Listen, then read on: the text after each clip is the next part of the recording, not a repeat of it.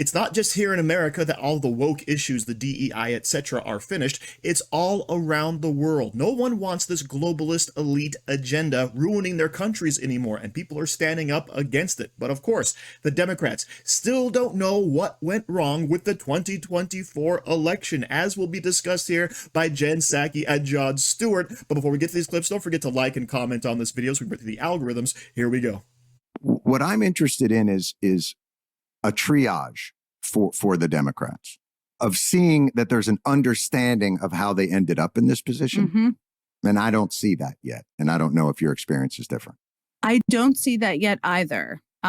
This was actually one of the things in the weeks after the election where I felt like it wasn't that I was shocked out of my mind that Trump won. I mean, I've been in politics, I've traveled around the country, but how did this happen and why did this happen and what can be learned from it, which I think is pivotal to understanding in order to figure out how to move forward, which I think is the point, is part of what I'm hearing from what you're saying. Mm-hmm. And I don't think there's one answer. And I know that there are efforts in different places to explore that question. I think the DNC is doing one. I don't know what will come out of that. I'm keeping my expectations low.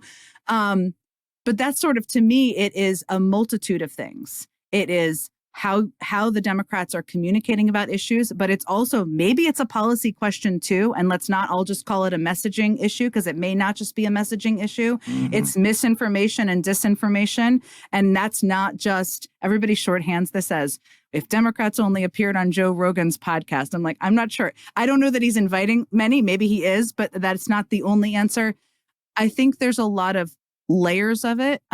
It's also the kind of candidates people run. That's not a hack on Kamala Harris. I mean, in different races as well. And sometimes there have been purity tests in the Democratic Party that aren't particularly constructive. The purity test should be, can you win? And will you be a part of the caucus? Because the majority helps make things happen. I don't have an answer yet, but this is the thing that I want to explore. Do you think the Democratic Party is principled?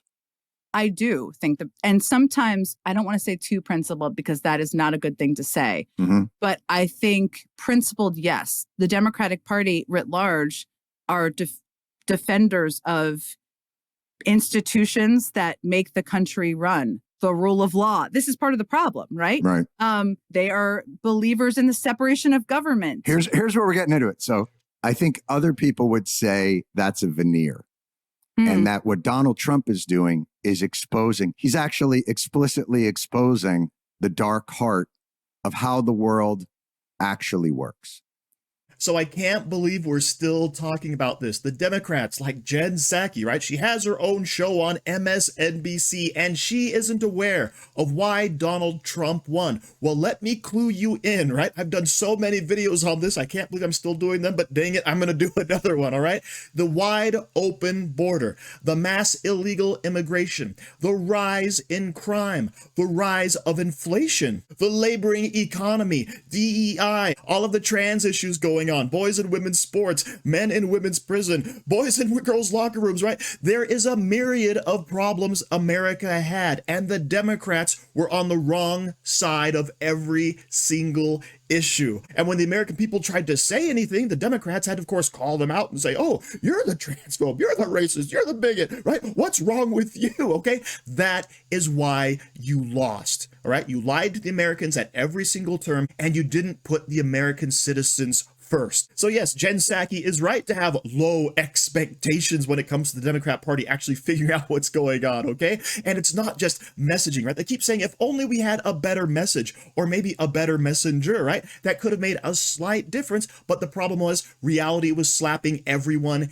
in the face except for the Democrats. And yeah, the misinformation, right? What misinformation was out there? You were the main arbiters of the misinformation. Everything is fine. Look around you, right? It's glorious out here in the streets that are burning, right? With the economy where everything is going up in price, right? The gaslighting was tremendous and you couldn't hide it, okay? And last, of course, the rule of law, right? The Democrats are the ones who care about the rule of law and the separation of powers. You were using big tech organizations as a way to censor people, okay? You were allowing people to riot in the streets and burn down buildings, all right? Where's the rule of law? And of course, you were flouting and ignoring federal law to leave the border wide open, which allowed a whole bunch of terrorists and gang members and human traffickers into this country. Holy crap, this is completely amazing, and Jon Stewart hits on it right at the very end. Yes, Donald Trump is exposing the whole dark underbelly of how the government works, or rather doesn't work for the American people, right? We can't spill it out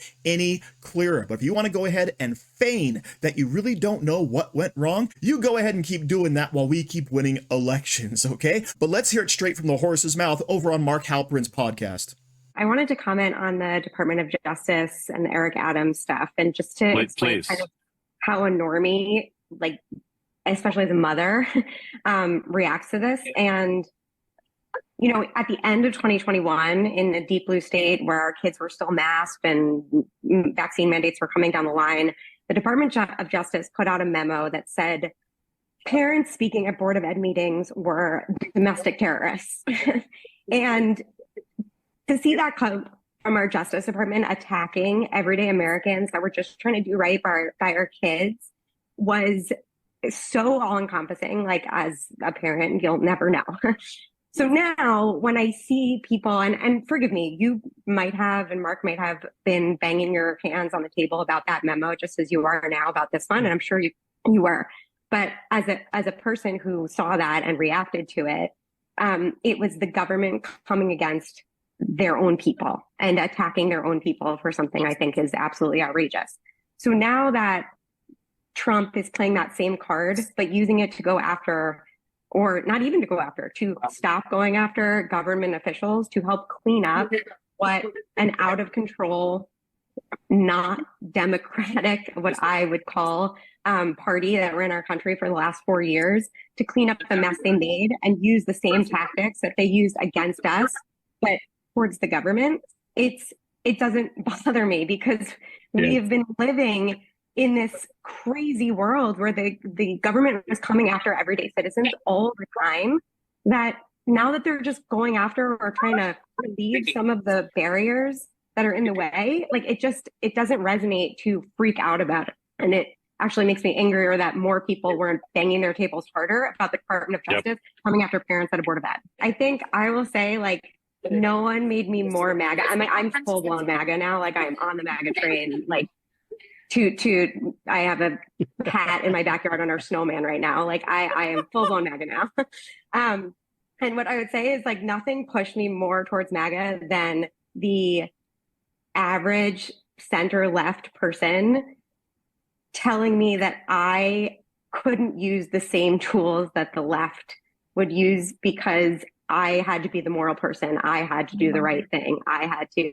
And so I feel like that we're so over those arguments because we tried to play by the rules. We tried to do it the fair way. And all of these tools were used against us in a very aggressive way. And now that we're finally using them, we're finally finding the power to reclaim what we want to be ours. It's like, well, where's your moral standing? Where's your, why aren't you worrying about this? So that, of course, is another aspect I failed to mention in the first segment, right? The government overreach, the oppression, going after the citizens, going after parents who are just going to board meetings saying, hey, stop making our kids wear masks when the science doesn't back it up. Stop trying to enforce vaccine mandates when the science doesn't back it up, right? None of this stuff made sense. But if you actually went against the government, Joe Biden's government, right? The FBI was going to target you as some type of extremist, as some type of homegrown terrorist, okay? And Kash Patel can't get in fast enough and clean house over there at the FBI, in my opinion, okay? So all of this stuff came together.